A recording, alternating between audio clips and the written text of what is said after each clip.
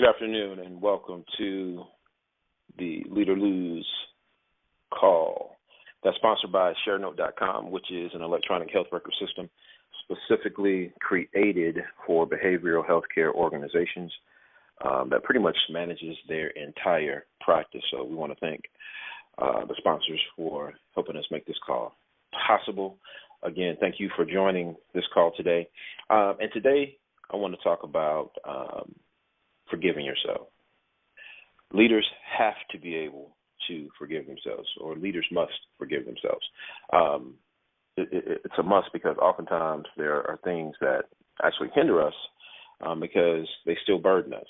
I recently wrote an article that I want to share with you and then just talk about points in the article that I think are most important to making sure that you have the ability to forgive yourself. Because if you can't forgive yourself, it's very difficult for you to forgive others. And you just have clouds of despair hanging around you, which interfere with your ability to be an effective leader. So let's just jump into this article real quick, and then we'll discuss some points that's in the article. And it's titled, Leaders Must Forgive Themselves. As a leader, you have much to consider on a day-to-day basis. The responsibility that you have can be very challenging and sometimes overwhelming. You have to be in a place within yourself that allows you to be the very best person you can be for you and your followers. Oftentimes, the guilt and transgressions of your past is still, to this very day, a hindrance in your life and a deterrent from you being your absolute best in the areas of leadership that you've been entrusted. To remove this cloud of doubt, or for many, an anchor or an anvil, you have to forgive yourself for your past failures, faults, and poor decisions. I've been told this for years, but never really knew how to actually do it until I recently got an epiphany that I want to share with you. I know that I have to forgive others and myself, but something was missing in my efforts to forgive. I believe my definition of forgiveness was all wrong. See, I used to believe that when I was extended forgiveness or repaid the favor of forgiveness, that which required the forgiveness was completely forgotten, like it never happened. This belief suggested that the action and the byproducts of the action, usually some sort of pain, immediately vanished with the words, I forgive you. This belief suggested that once the action had vanished, I should treat, be treated, trust, and be trusted like nothing had ever happened. This is where I got stuck and oftentimes felt conflicted. That's because when we fail or make bad decisions, consequences come with the failure and bad decisions. And consequences happen and do not disappear. By all means, I must still deal with the consequences of being a bonehead and doing bonehead things, even in the midst of forgiveness. I got an epiphany that forgiveness is really an invitation to start over and regain trust, and that it's not an eraser. It's a reset button. Forgiveness allows you to remain in the picture and start over with the knowledge and experience of messing up. Forgiveness keeps you from being banished to a place never to be seen again and is the epitome of a do-over. So in order for me to forgive myself, I first acknowledge to myself what I did wrong. And then I say to myself, self, I forgive you. And I grant you an invitation to do the right things and regain trust in myself. Next, you have to fully accept the invitation from yourself. Next, you have to focus your thoughts, your actions, and attention on what you are going to do right and not what you did wrong. Look through the windshield and not the rearview mirror. When you focus your thoughts on a more fruitful future, your actions follow suit. The cloud of guilt dissipates and you can be a better you and ultimately better for those who count on you. Lastly, I don't believe any of this is possible without compassion. If you do not have compassion for others, I don't believe you can have compassion for yourself. So extend the invitation of forgiveness as often as you can for others, then surely you'll be able to extend the same invitation to yourself. I send you blessings. So this article is talking about forgiving yourself. And, of course, you have to be able to forgive others. And typically when you're forgiving someone or you're forgiving yourself, the act of forgiveness is for the other person, but it really benefits you the most. I talked about in this article how if you don't forgive, you have this cloud kind of hanging over you. And really it's, for some people, it's more than a cloud. It's like an anchor that, just kind of anchors them down. It's a major hindrance in their lives and doesn't allow them to, be all they can possibly be, because that is constantly in the way of their overall effectiveness. I said that forgiveness is not an eraser. It's like a do-over button, or it's really the epitome of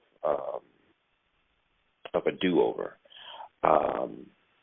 Instead of erasing everything that happened, and I say this, I make that point because one thing I realize is that forgiveness doesn't really address the aftertaste. And what I mean by that is if I give you a drink that has an artificial sweetener in it, and let's say you don't like drinks with artificial sweetener. One of the side effects of artificial sweetener is an aftertaste. So let's say I give you this drink and you're thirsty, and I give you this drink, and I know you don't like drinks with artificial sweetener, so I give it to you and you drink it, and then you go, hey, wait a minute, Rod, did this have artificial sweetener in it? And I'm like, yeah, it did. And then you're like, well, I don't like this. And then I immediately apologize because I feel really bad for doing that, right? And so I apologize and I ask you for forgiveness. And you say, yep, I forgive you. And what you're saying is, yep, you know what, I'm gonna give you another chance. You're not saying that, I completely trust you. You're saying that I'm going to give you another chance. I'm going to give you a chance to rebuild my trust. But and in the act of that forgiveness, what it doesn't address really is the aftertaste, because the aftertaste still remains. So I'm saying that to say, in your role as a leader, if you are offensive to your followers, if you are offensive to your peers, if you do something or say something that requires forgiveness, and once you are forgiven, the effects of what you did, they still linger. The pain or the offense could possibly still linger. So you still have to do work to gain trust. So don't just go, you know what? You forgave me, my team forgave me, my followers, they forgave me, my peers, they forgave me. And so I'm good. I'm back in good graces. They should treat me the exact same way. They should trust me the way they trusted me before the offense. Well, that's not the case. You have to rebuild that trust as a leader. You have to go through the steps to rebuild that trust, to regain possibly some respect. So you can't just go, yeah, thanks for the forgiveness. Hey, let's go. We're back. No, because the aftertaste of what you did still remains.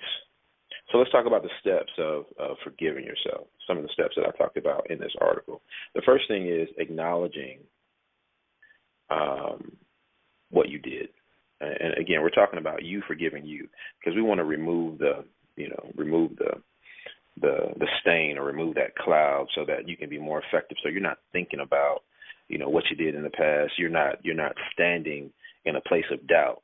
You ever receive an award or a position and everybody is cheering you on, but you still are in a place of doubt and almost like, why me? And I'm not worthy of this. I'm not deserving of this place, but you're there, and that's because of some past failures or bad decisions that you made in the past, and you're still holding on to those things. And so I want to help you get past those things. So the first thing you have to do is you have to first acknowledge what you did wrong. And when you acknowledge what you did wrong, you basically you address the elephant that's in the room. But you have to honestly acknowledge what you did wrong. Okay, and then after you acknowledge what you did wrong, you have to. I mean, I would verbally say, to myself, "Yep, I forgive you. I forgive you for doing fill in the blanks. Fill in the blank of what you did wrong. I forgive you, Rod, for giving that person a drink with artificial sweetener in it. I forgive you. And you know what, Rod? I grant you an invitation to do the right things going forward. And I want the opportunity to regain trust in you, Rod. Yeah, I'm having this conversation with myself. So you say you forgive yourself, you give yourself an invitation to do the right thing, and you're going to work to regain trust in yourself.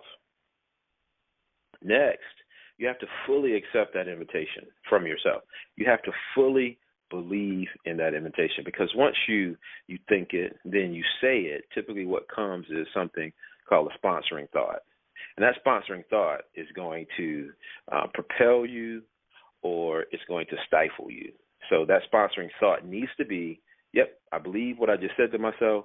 I have total buy-in, and I'm going to work hard to regain trust, in myself.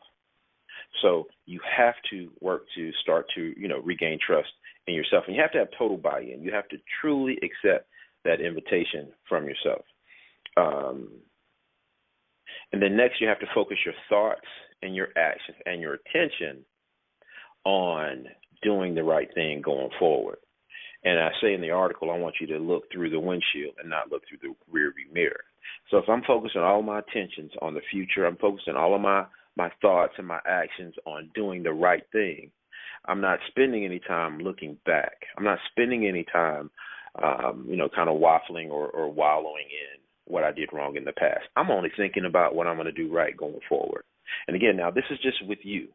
The similar process is with those that you've offended and those that you need to be forgiven, or that those that need to actually forgive you. So the process is very similar, acknowledging what you did, accepting the fact that, this isn't a clean swipe and everything is good, accepting the fact that you're going to have to still do work to regain trust, to regain respect, etc. Okay, so and I wanted to try to come up with an example that many people could relate to. And the one thing, I don't know why it popped into my head, and that is getting a speeding ticket or getting pulled over for a speeding ticket. So I don't know if you've ever been pulled over by a police officer, but if you got pulled over by a police officer, the first thing came to your mind was, oh, my God, what did I do wrong? I'm sitting there going, let me, you might start coming up with some excuses of why you were speeding. Now, I'm talking about if you were truly, in fact, speeding, right? If you didn't do anything wrong, this really doesn't apply. But if you were speeding and you get pulled over, you're like, man, I don't need this ticket because it's going to drive my insurance up. And so you're sitting there, and so the officer gets out, the officer comes up to the car, and the officers, ask you if you knew you were speeding, and you can say, no, I wasn't. You can just come up with all these excuses. I was going downhill, whatever the excuses you can come up with. Or you can just say, officer, yep, I was speeding. And then the officer will walk back to his car and take forever. And then during this time period, while the officer is gone, you're like, oh my goodness, that was bonehead. What the heck were you doing? What were you thinking? Why are you speeding? You know you don't need another ticket. My insurance is already high enough. Just a big sigh. And so the officer finally walks back up. So the officer comes back and he says, you know what? I'm just going to give you a warning this time. Slow down and be safe. And immediately this calm comes over you. And then from that point on, going to the rest of your journey, or taking the rest of your journey, or going to wherever you're going, you're now conscious of doing the right thing. You're conscious of not speeding again. You're conscious of being safe, and you're just like, whew, I'm glad I got that second chance. I'm so glad I didn't get that ticket. Well, that's kind of the process of forgiving yourself. And if you don't forgive yourself, you're not going to feel that exhilaration of freedom. so that now I can drive and I don't have to worry about my insurance going up. You don't even think about your insurance going up anymore after he comes back and says, you know what, I'm just going to give you a warning. You just think positive things and you're happy and you're going to your happy place and you're just driving and you're good to go. So think of that the next time you have done something wrong, you've made a bad decision. Go to that place where you can actually forgive yourself and go through that process. Once you go through that process, you're free. You have a clearer mind. You can be a more effective leader. Time flies when we're having fun. I want to thank you for joining the Leader Lose call today. I'm Rod Brown. You can hit me on Twitter at Roderick L. Brown. Thank you so much for joining us. I send you blessings.